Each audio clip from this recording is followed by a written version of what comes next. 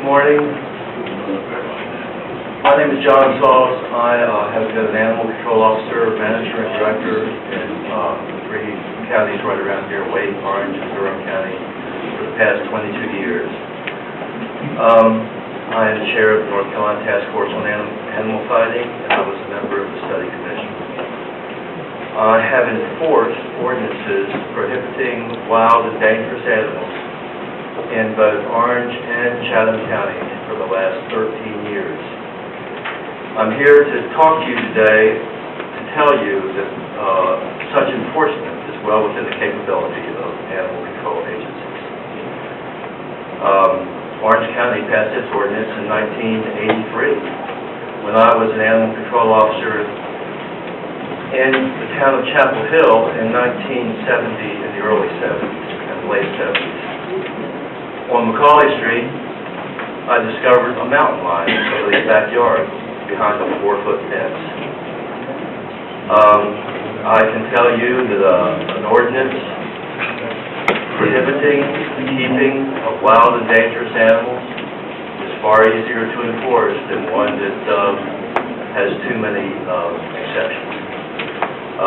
Chatham County, the home of the Carnivore Preservation Trust, which I'm sure many of you have heard of, where between 100 and 200 big cats have been held for the past, since the early 70s. This is where I enforce this ordinance now. This ordinance is not that difficult to enforce. The law, as written, does not really make the requirements on the for the animal control agency so onerous that a typical animal control agency can't affect this such a law. I was Wake County Animal Control Officer in the late 80s, early 90s, and I moved to Orange County in 94. Shortly thereafter, a 2-year-old boy in Apex was severely mauled by a tiger that was being kept by his own father in their backyard in a subdivision. I believe the subdivision was Knoll, but out there on Highway 64. The boy did not die, but he was severely mauled, and this incident led Wake County to pass their own ordinance prohibiting the keeping of wild and dangerous animals. These ordinances are very effective. However, there's only 26 of them in the state with 100 counties. That is 26 county ordinances. I believe there are 9 additional municipal ordinances.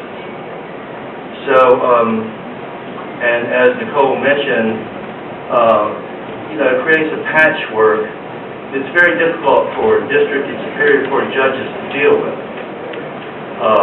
I've been in court many, many times prosecuting animal cruelty and other animal law infringements, and it's been said in open court many times that my district and superior court judges, they'd rather deal with state law than a local ordinance.